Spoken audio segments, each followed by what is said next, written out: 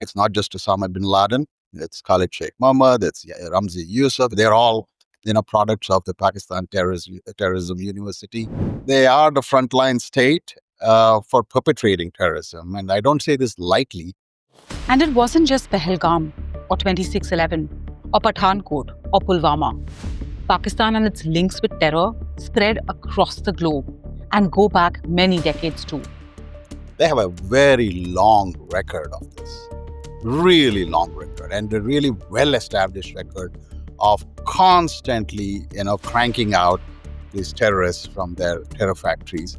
Most people don't even know, 95% of India wasn't born, okay, when there was a hijacking in 1971. An Indian Airlines plane called Ganga, a Fokker-Friendship plane, was hijacked and, of course, flown to Pakistan. And those days it was called the J&K Liberation Front, I think, the organization. And they burned down the plane in Pakistan. I'm saying this predates the 1999 Kandahar hijacking, right? In between, there have been a lot of terrorist strikes, not just against India, but against the rest of the world, right?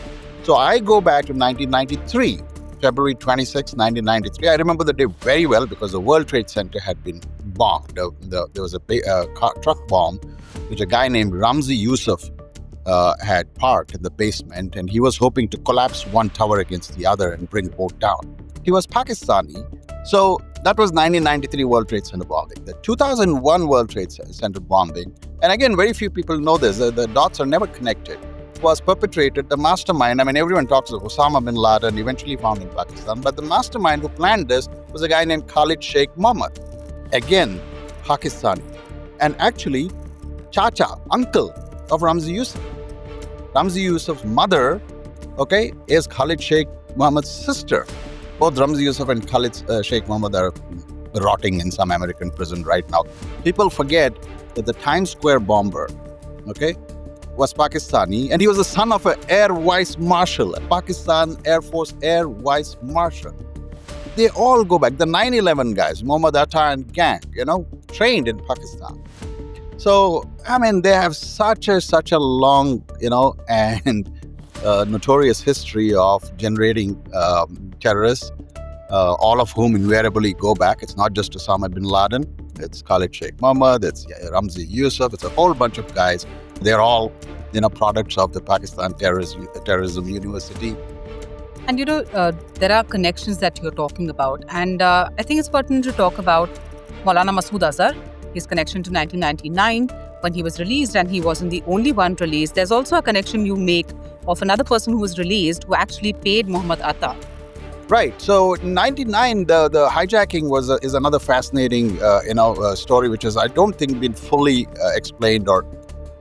So they flew the plane out, and the guys who were released in exchange for the hostages included Masood Azhar, Omar Said Sheikh was the British Pakistani guy, and one of the characters, Zargar, I think.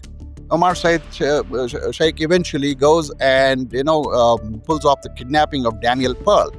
But very few people remember Rupan Katyal.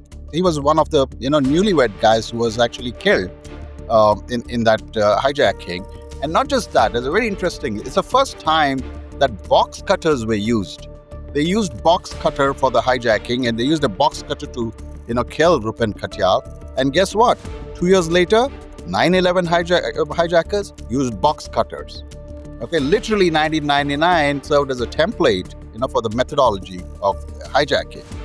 And more recently, there was Muhammad Shahzad Khan, who wanted to execute the biggest terror attack on US soil after 9/11. Khan sought AR-style rifles, ammunition, and materials for an attack on a Jewish neighborhood in New York City and planned it for October 7, 2024, the Hamas attack anniversary. Tell us how the CIA actually infiltrated that plot and what the whole plot was. Right. I mean, look, essentially, I think, post 9/11, the U.S. intelligence agencies are really alert. So they do a lot of these undercover operations. Literally, they keep track of them. For instance, with Mohammad Shahzad, it was his social media post that triggered them off. And so I think they deployed undercover, officers who kind of gradually, tried to assess how serious he was in pulling this off, and offered him support, offered him this thing, and he fell for that. Pakistan simply has implicated itself. I mean, even in this attack, you saw the pictures, where the Pakistani military is praying with all these, jihadis and wanted proscribed UN terrorists. It's like it's so self-incriminatory. Pakistani DG ISPR is putting out photos of the military hanging out with these crazies, and it's unbelievable. So anybody who comes out and says Pakistan is a frontline state or victim of terrorism is absolute poppycock. There's literally no distinction between the military and jihadis, and there's visual sort of proof of that